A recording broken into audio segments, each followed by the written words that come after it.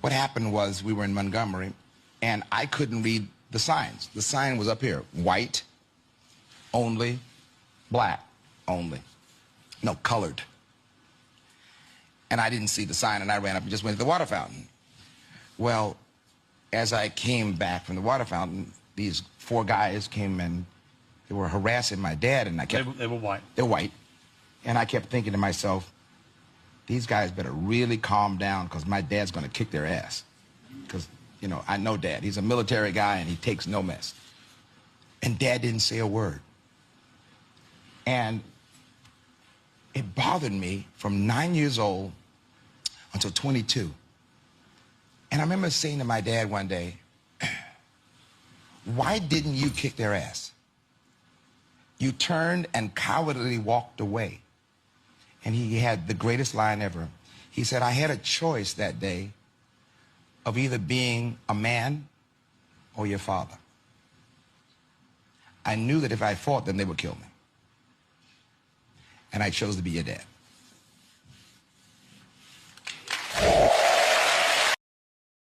So, when did you first realize that your life wasn't just about you anymore? Man, shout out to Lionel Richie for sharing that story. One of the greatest. Yeah, man, it's crazy. So I saw that clip and I immediately thought about a situation that occurred with me. It was actually the day that I found out. It was a crazy day. It was the day that I found out that my ex-wife wanted a divorce. So okay. I had approached her about a situation that I found out. And I will make this long story short because I don't want to, it's not about the smear campaign here. Yeah. But long story short, I found out some stuff. I approached her about it. She tried to, wiggle around and whatnot and say this, but I let her know, like, no, I know this is what happened on this day and with this person, what have you. And so her immediate response was, well, I don't care. I want a divorce. Yikes. Yeah. Okay. And so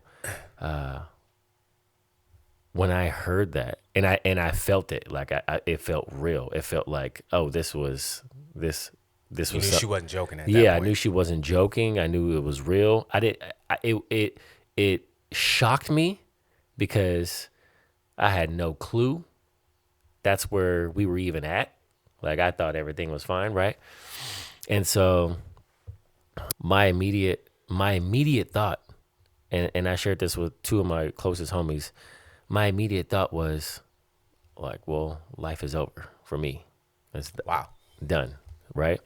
Interesting. And I like legit, like went upstairs and put the gun to my head. Oh, wow.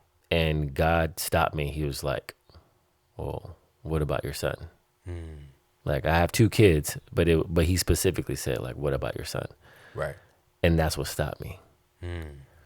And I share this to share like Lionel Richie's dad in this moment when he said, I chose that day. I could have been a man and fought them. Right.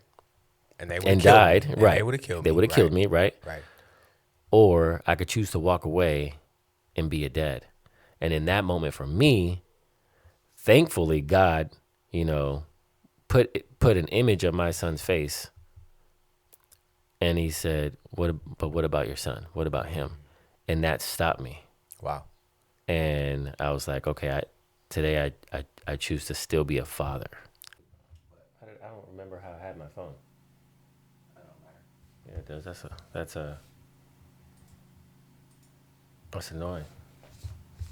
You gotta have it the same way. You remember? No, I don't remember, but I mean, you just had it on the thing right there. It doesn't matter. All right. Doesn't matter. Okay.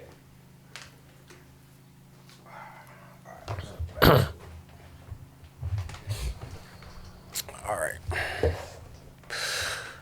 Wow. So, thank you for sharing that. Yeah. That was that had to be a lot going on in your head. Yes, bro. At that time, a stressful time.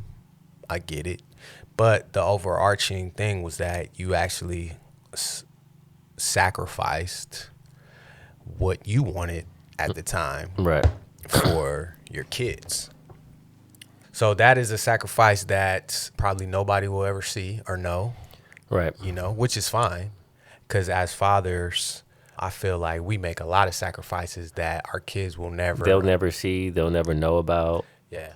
They'll never see. They don't need to know about. They don't need. That's the question. That's the thing right there. Like, they don't need to know about all the sacrifices. I know a lot of parents be like, well, I did this and I did that. Yeah, but you also made the kids. So. Right. They'll figure it out once they have their own kids, if they choose to have their own kids. Exactly. Yeah. They'll figure it out at some point, but it's not on you to try to put that on Right. the kid. Like, well, because of this and because of that, you need to be doing this. Or, you know, some kids are very appreciative and they see what's going on. They're very perceptive. And then others are just not. Right. They're just not, which is fine, you know. But thank you for your sacrifice. You know what I'm saying? Thank you for still staying around. I and thank the being Lord. here. I thank the Lord, man. Yeah, 100%. I thank the thank Lord. the Lord. It was a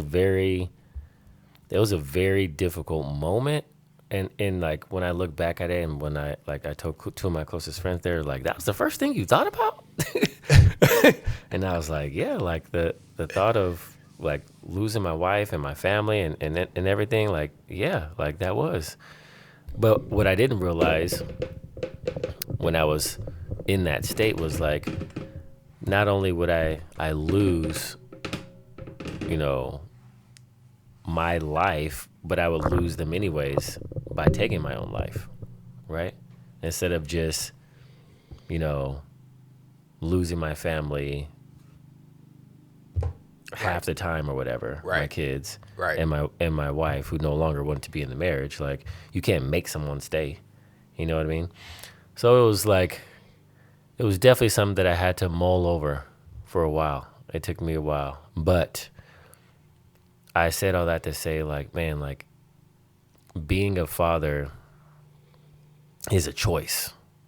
Whoa. Being a father is a Hold choice. on now, sir. Hold Yeah, on now, man. sir. We just started now. Don't kick him in the face. Being a father is a choice. Wow. Okay. Expand on that. Yeah. So like I said, I could have easily taken my life, but thank God that He stepped in, and I chose to not take my life in order to be a father. Right. Right. And I know that, you know, this podcast is about fathers handling business, and not just about, you know, making kids, a person who made a kid and has kids, whatever. It's about taking care of. That's a choice too, though. Yeah, that's the truth. But yeah, absolutely. But it's about taking care of the responsibility of being a father. Right. Like, there's a huge difference of, you know, laying down with a woman and making a child, and then also being a father, someone who comes alongside, who helps nurture and grow and instill values and morals and all these things, and is a present father, not just physically, but also mentally, emotionally, spiritually, financially, so all these things. And so that day I chose to continue to be that person. Right. Well, again, if nobody else will thank you, I will thank you. I appreciate you, you know, making that choice.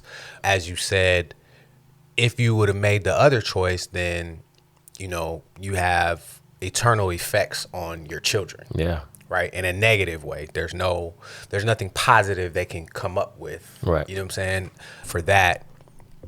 But, you know, with the choice that you did make, there may be some negative things that come about, but they can always choose joy and choose positivity and know that, hey, my dad, you know, was there, whether they acknowledge it now or later, you know what I'm saying? They Right. have the choice to say, oh, well, my dad, you know, stepped up and did such and such, and he was there for my track meet, and, you know what I'm saying? You say your daughter's about to go to finals, you know what I'm saying? Nationals, or I'm sorry, excuse me, nationals, my bad, nationals. For dance. For dance, you know what I'm saying? But none of that would have been possible for you to be there if you weren't here. Right. You feel me? And so, yes, that is a choice that we make every day, you know? Every day. But is there a line between putting your kids first and losing yourself? Well, what do you mean by losing yourself? You know, losing who you are, right? So is it, now that my kids are here, it's all of them and none of me, and you know, I don't do anything for myself. It's all for the kids.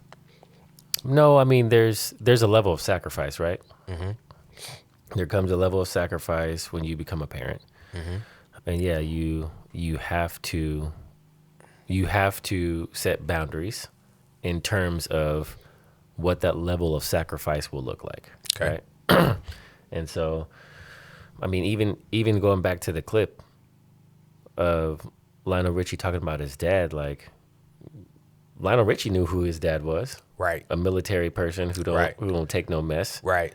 and so there was a level of sacrifice that he was willing to do, and but then there was also a boundary, and that boundary was like, I'm gonna walk away so I can continue to be a father, instead of being a man and trying to And let's also retaliate. Let's also frame this in the right context as well, because Lionel Richie grew up in a time that was very different from the times that we're living in now, right? Yes. And his father, on the other hand, grew up in a way different time than what we knew about now. Right. What we know about now, right? So Lionel Richie was talking about how he didn't read the sign about. Yeah, he Lionel. just didn't see it. He didn't see it, you know, but he was a kid, so he probably wasn't paying attention, and you know, it wasn't at the top of his mind.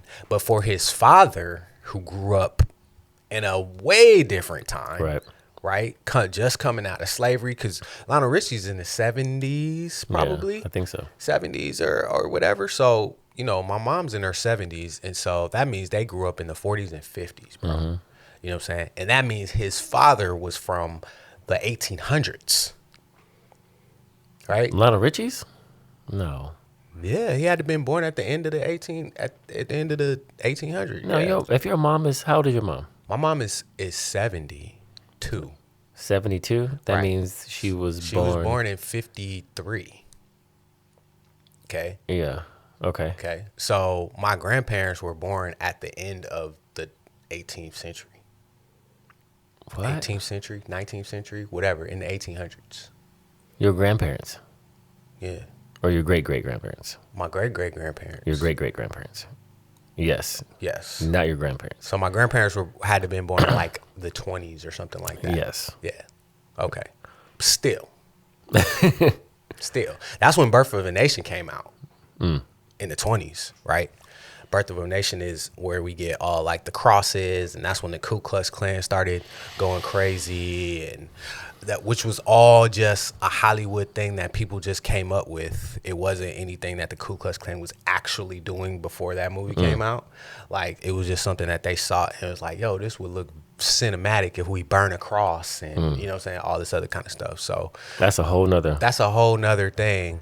But all that to say is that from the late 1800s to the early 1900s and the early 50s and all that kind of stuff, Yeah. like, it was a different world until what, 62, when did Martin Luther King come out and start making those rule changes, civil rights? That was like in the 60s. That was in the 60s. That was in the 60s. Stuff didn't change tremendously like it is today until maybe the 90s. the 70s. He said the 90s. Well, because the 70s and 80s was, you know, black exploitation and, you know, the crack epidemic. Yeah. And So it was there. I mean, it was getting us in different phases. ways. It was Yeah. phases. It was phases. But, you know, it was a different world to where there was white and black water fountains and bathrooms. Yeah. And also places that you could go. depending on states too. So Depending that on makes states. a huge difference too. Depending on states, Depending on states. I remember when I was in 8th grade out here in California, we had a girl that had just moved out here from Mississippi. And she told us with her crazy accent, she said, yeah, she was like, they literally just took down the Colors and Whites water fountain. And this was like 94 94, 93, 94. I was like, what? And it was foreign to me. I live in California, so I'm like, what are you talking about? But she was from Mississippi, and so like you said, states is way different. Yep. But yeah, back to what we were saying. I just wanted to put into context that Lionel Richie grew up in a way different world than what we see today. Yeah. Right? A way different, more overt separation, segregation. Right. Not necessarily racism, but just the system was segregated. I want to actually touch on Lionel Richie, what he said too, how it bothered him that his father made that choice from 9 years old to 22 years old, right? And when you brought up like our kids, they may never know the sacrifices that we make. Right. That's a prime example right there. He didn't know, and he asked his dad, "Hey, why didn't you fight back? Why did you cowardly walk away?" Right. And his dad said, I had a choice to make that day. Right. And so these choices, when I say it's a choice to be a father for us, these are choices that we make on a daily basis. So like there may be times where, you know, the baby mama might be acting out or whatever. And maybe times? There are times. There are times, right? There are times. But you're not gonna act like there's not times. But you have a choice to make. So like Yeah, we've seen on both ends of the spectrum where the father loses it. Yeah. Right? Yeah. And he may do something that he can't take back, or say something that he can't take back, or something that's they're gonna use in court against him or whatever, right? Or he can choose to walk away, to not engage in the craziness. Right. Right. Right. There might be we filmed an episode on a father coming to get his son because he had custody of his son starting at 3 p.m. and then he ended up getting unalived. Right. He got shot. Right in front of his son too. Right. Yeah. Which is wild. So there's choices that we make on a daily basis on whether or not we're going to be a father, or how will we be a father? Will we be a father from jail because of a choice that we made? Right. So these are everyday, like you said, everyday choices. Yes. Everyday choices. Everyday choices. But back to my question about balance. About, is there ever a point where you sacrifice too much for your kids? Is there ever a point where you lose yourself, right? Who you are as a man, trying to take care of these kids? I think it all depends on the person, right? Everybody's different. And yeah, I mean, yeah, you can, but again, it depends on the person and whether or not you're going to have boundaries, and whether or not you learn how to tell your kids no. Like correct. I've perfected the art. It is an art, people. I've perfected the art of saying no. The art of saying no. Yes, man. man. You need to write a book called The Art of Saying No. So I'll give you an example. We don't eat out a lot. Okay. I want my children to know that when we eat out, and I'm talking about if we go to In-N-Out, like it is a joyous occasion. Okay. So they like, if I say like, oh, we're gonna go to In-N-Out, bro, they are excited. As they should be. In-N-Out is delicious. They so are I'm excited, right? They're like, oh my, we get to go to In-N-Out today. Like they're geeked in the back seat, right? And so that is because I have said no so many times to eating out. Like, no, we have food at the house. I am Chef Tay.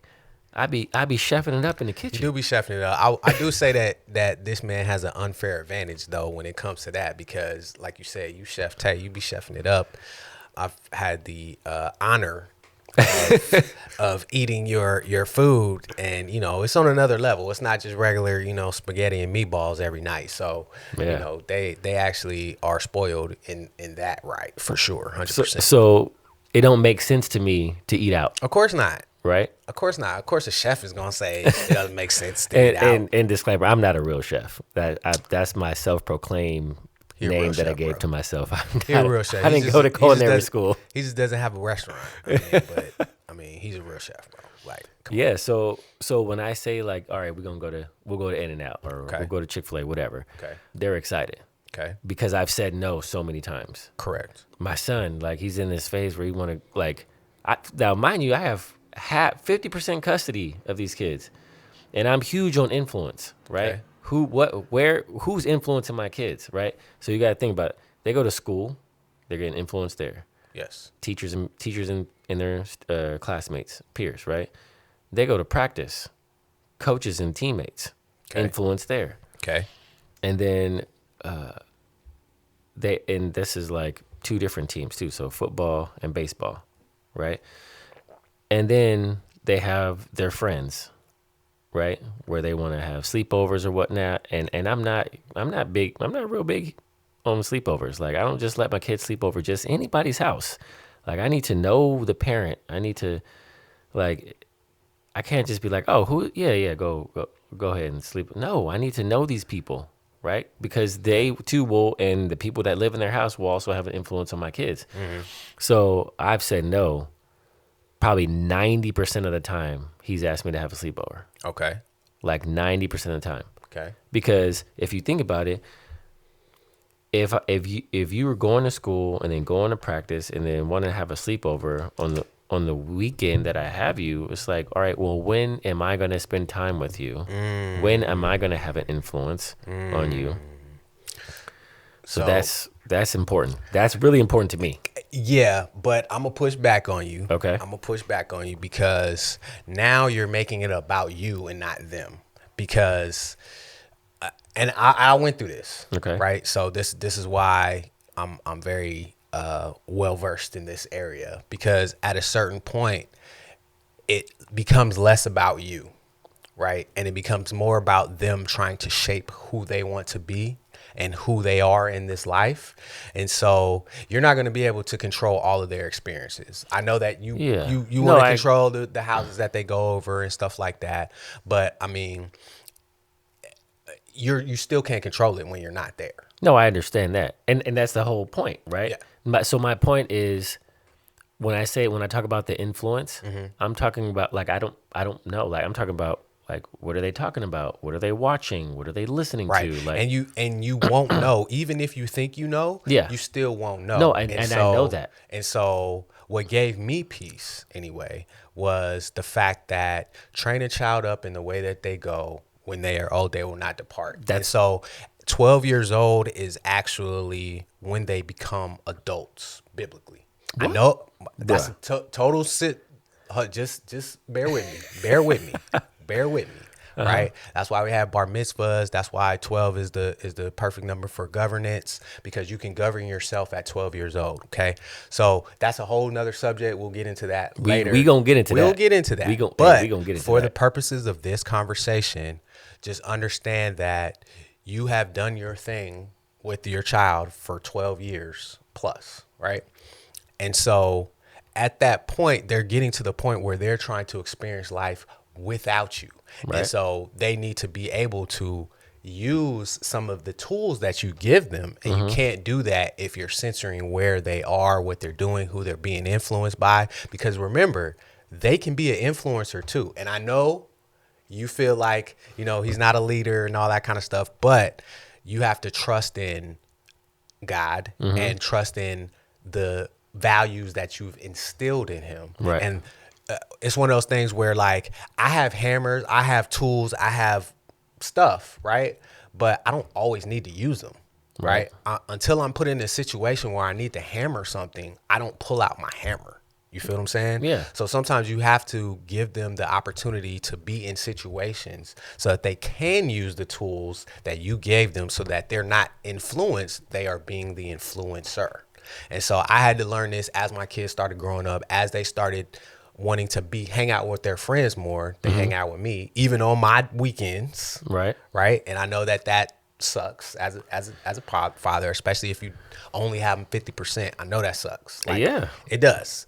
But at the end of the day, it's not about you. Right? Yeah. And I'm not making it about me.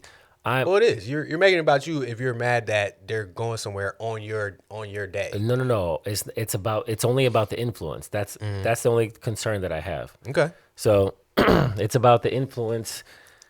So when you brought up training up the children, and I disagree with you in terms of they become a man at 12. Now, I'm not saying that that you just send them off and do what they do. I'm talking about governing themselves in that sense. But go ahead. Yeah. No, I get that. I feel that number one, every child is different. They will grow and mature at a different rate, right? True.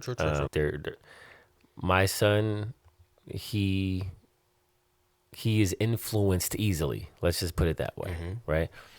And so, And that means that your influence has been on him just as easy. I hope to God. I'm just saying, if he's influenced easy, the influence doesn't shut off when he comes home. Man, do you know how these kids be like? They hear what they want to hear. No. I mean, you might be right though, because he does like be finishing my sentences sometimes. That's what I'm saying. So you just don't think that he hears it, right? But as I said, like sometimes you got tools in your tool belt, but you only use them when they arrive. All right, so you making sense. You making sense. Of course, I'm making sense. What is this guy? I'll share a story. This actually just happened last Thursday, last day of school. Okay. And I was hot and proud at the same time. So my son was at Starbucks. A fight breaks out. Okay. And he's there. He's not doing anything. But then one of the friends of the kid that got in the fight, like, says something. He was like, "Who said that so and so got beat up?" And he just looks around. He was like, "Did you say it?" And then he pushes my son. And my son is like, "I'm not gonna fight you." And then he pushes my son again and then smacks him. Whoa. And then throws water on him. Whoa. Okay. And this whole time, my son is like, "I'm not going to fight you." And so I'm like, I'm hot. And then what happens after that, though? And then the cops came and this dude runs with his friend or whatever, right? And your son, what did your son do that whole time?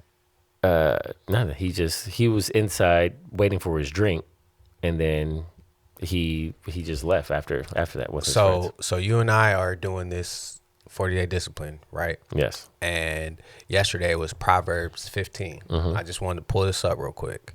Proverbs 15:1 says, "A soft answer turns away wrath, but a harsh words stirs up anger." Right.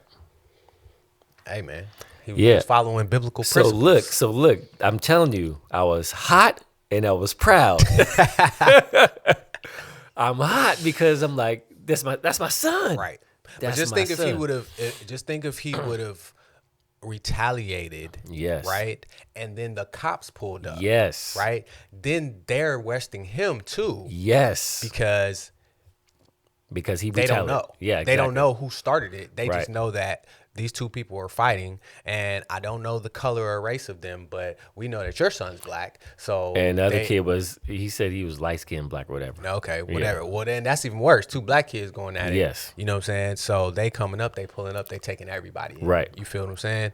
And then now you have to explain and blah, blah, blah. But he took some water in the face. Yep. Right? Wiped that off, and then he got in the car and went home. Yeah. Slept good in his bed last night. Yeah. You feel what I'm saying? Right. Like, these are the lessons that we want to instill in our kids, and when they show stuff like that, and this is what I'm talking about, like that was his chance for that tool to come out. Right. He pounded his hammer, you feel me, and then he put it back in his tool belt and went home. Yeah, man, I was really proud of him. Yeah. I was hot because that happened to him. Right. But I was proud of how he responded. Right. Right. And so, because he ain't had nothing to do with the fight, right? No. Yeah, nothing. exactly. Like, dog, Nothing. calm down, bro. Like, I don't got nothing to do with this. Yeah. I'm just waiting for my drink. Yep. Right. But if he would have involved himself, right, you know, and like, it takes a strong person to do that. I mean, that's why they chose Jackie Robinson, right? There was other baseball players that was better or just as good as Jackie Robinson, but they didn't have the mindset, right?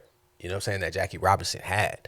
And, you know, they got that movie 42, you know, but one of the things that stuck out to me about that movie was he was like, look, yeah, you can play baseball, but I need you to understand that you are going to get ridiculed. Yeah. People are going to want to fight you, throw things at you. You have to be able to withstand that. Right. Right. And whether that conversation happened in real life or not, that's the truth of the reality. Yeah. Is like somebody had to withstand it. Same thing in the basketball world, not Julius Erving, but what's the other one? Bill Russell in Boston. Right. Oh.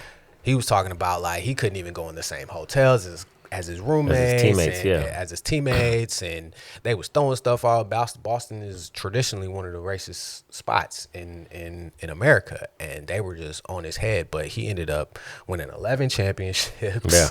You know what I'm saying? Being a player and a coach, player coach, like he just. But you have to have that mindset to not let every little thing make you react Right. in a demonstrative way. And so kudos to your son, man. Yeah. Yeah. No, Tell him Uncle Callie said, yo, I'm proud of you, bro. I was real proud I'm of happy him. for you. I was I'm real happy proud of for him.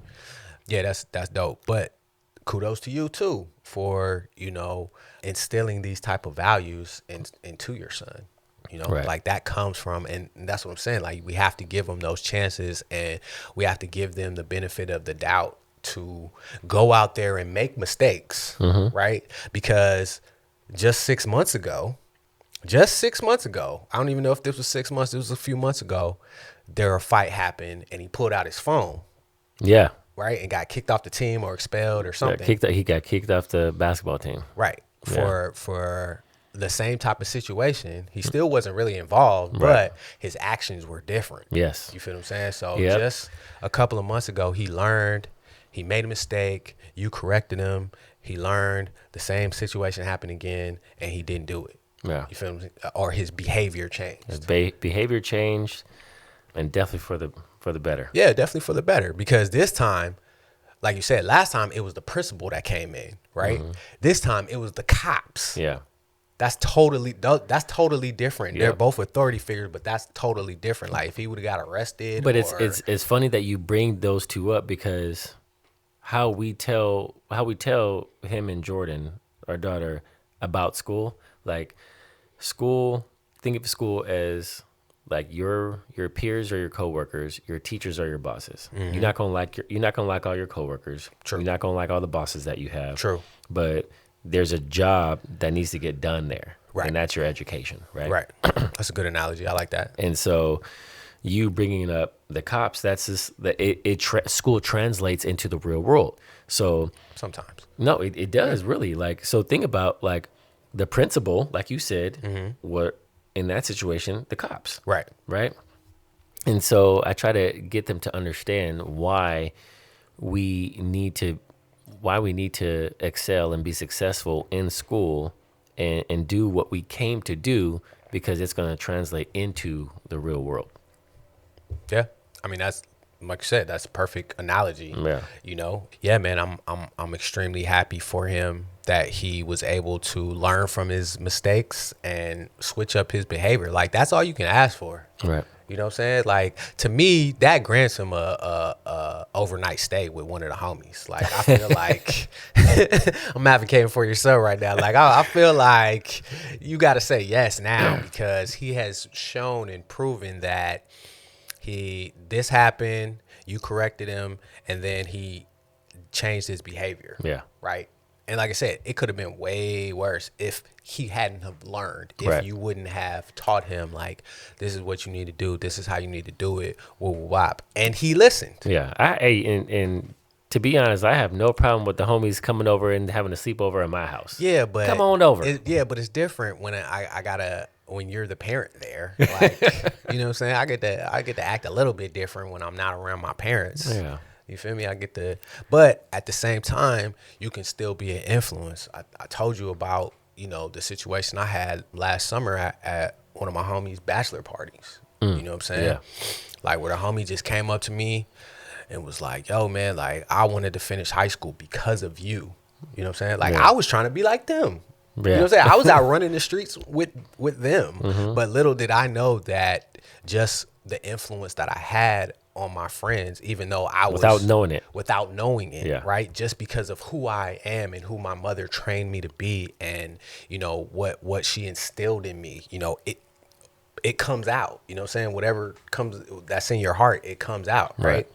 So, you know, just being able to do that kind of thing, you have to trust that what you put in there, he will be the influencer, right? Even if he is at the time trying to, you know, be influenced. Like I said, I was out running streets. I was like, what up, cuz? You know what I'm saying? Like I wasn't a gangbanger, but I was hanging out. You know what I'm saying? Trying to be, you know what I'm saying, whatever. But that's not what they saw. Right. That's what I was trying to portray, but that's not what they saw. Right. You feel what I'm saying? They saw, you know, how I acted in certain situations, how I was always trying to lift the homies up. Like, and this is what they told me. You know what I'm saying? Right. Like, I didn't realize I was doing that at 15. You know what I'm saying? Like, I didn't understand. But like I said, the homie came up to me and he told me, and he was like, yeah, man, we was all trying to, you know, do it for you and make sure that, you know what I'm saying, we made you proud. And wow. I'm like, what? Man. You know what I'm saying? It's nuts. So, yeah. So all that to say, that had nothing to do with me. That had to do with, you know, what was instilled into me by my mother, by my godparents, by, you know, the people that poured into me. Right. Right. And so train a child up. You know what I'm saying? So yeah, man. Let that man go get some, you know what I'm saying, some overnight stays with the homies. You know what I'm saying? Trust me, he does. He does. So how do you wish your father or male figure had prioritized differently when raising you? Ah, man, that's a good question. So I think, I grew up, I had a stepdad, and I feel like I've seen everything that he did. So my stepdad I had a legit stepdad. Okay. He was legit. I saw how hard he worked. He had 2 jobs at times. Okay. Like he would have his 9 to 5. Okay. And he would come home and he would go out and deliver pizzas. Oh, Like, wow. Okay. I'll never forget that, right? And so just because I saw how hard he worked until he got the, you know, the nice cush job that he wanted and that he was established in, and he didn't need the pizza job anymore. And that's the job he was at until he passed away. Okay. Pretty much, really. Yeah, he was there for, I want to say 30 years. Oh, wow. Yeah. So he worked hard. He learned to love the Lord. So it's so funny. Yeah, it's funny, man. Like the first time I met him before he met my mom. So I lived in Oakland, and I was riding my bike around Lake Merritt one way, and then him and his Navy buddy was running, like jogging, with shot glasses, like not whiskey glasses in their hand, but empty. Bro, I'm like, how you running and drinking whiskey at the same time? This is crazy to me. Yes, bro.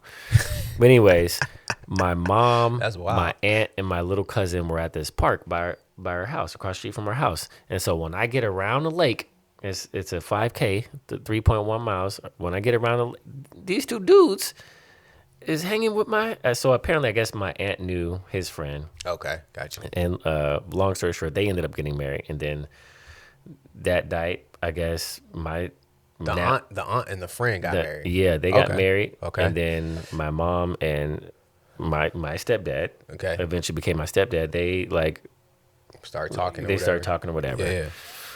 And so I don't think he knew the Lord, whatever. But he came to know the Lord. I just saw like a complete transformation. He was a spiritual leader of our household. Nice. He would hold Bible studies at our house. He whooped me one time, and that was because my mom made him. Okay. His form of discipline, bro, was sitting me down and having 2-hour-long Bible conversations. I'm like, bro, just get the belt, bro. I don't want to hear this. I don't want to hear this. Man, them conversations, boy, them lectures, they're lectures. I'm like, not just just conversation, they lectures. Whoop me, bro. Just get it over Just with. whoop me. Nah. So he was, man, until he passed, like he was a great stepfather. So shout out to my grandma Ring, who raised him by herself, because he didn't know his dad. She did a good job. Right. And then there was my dad. And so my dad lived in the Valley, the LA area, right? And we lived in the Bay. So I lived in the Bay from first grade to sophomore year in high school, the middle of my sophomore year in high school, Okay. before I went to go live with him. And I love my dad, and I just wanted to be around him all the Right. time. And I Right. didn't get that opportunity. So maybe the summers every year I got to see him. And I guess it's like making, I don't know. I honestly, like, I don't know what I could say to like making better choices to still be married to my mom, but I don't know if that's the best choice. Right.